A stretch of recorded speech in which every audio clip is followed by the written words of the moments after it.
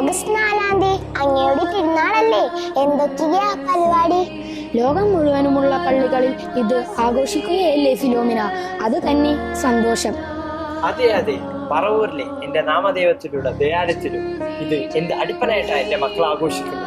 ആണോ ബോസ്കോ? എന്തൊക്കെയാ പരിപാടികൾ? അത് എന്റെ മക്കൾ തന്നെ പറയും. അതെ പുണ്യാള, ഞങ്ങളുടെ വൈദികർക്ക് വേണ്ടി ഞങ്ങളും ഒത്തിരി കാര്യങ്ങൾ ചെയ്യുന്നുണ്ട്. ഞങ്ങളുടെ വികാരി പ്രിൻസ് അച്ഛൻ ജനിച്ചത് 1969 ഏപ്രിൽ 29-ാം തീയതി കോട്ടപ്പുറത്താണ്.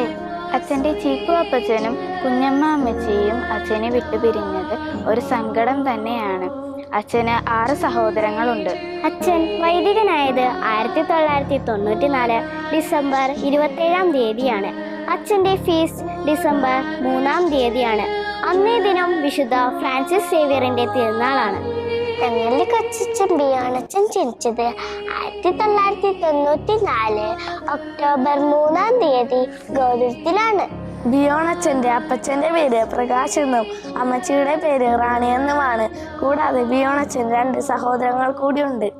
അച്ഛൻ വൈദികനായത് 2022 ഫെബ്രുവരി 14-ാം തീയതിയാണ്.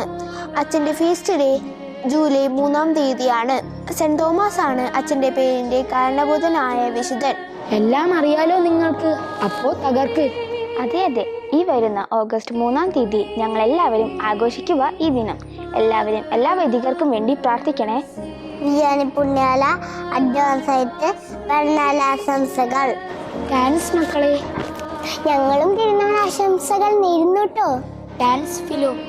നിന്റെ തിരുനാൾ ഓഗസ്റ്റ് 11-ാം തീയതിയല്ലേ? നിനക്കും ഞങ്ങളുടെ വക ആശംസകൾ. താങ്ക്സ് പുണ്യാള. മറക്കല്ലേ, ഓഗസ്റ്റ് 3 ഞായറാഴ്ച Saint Don Bosco church 8:30 AM.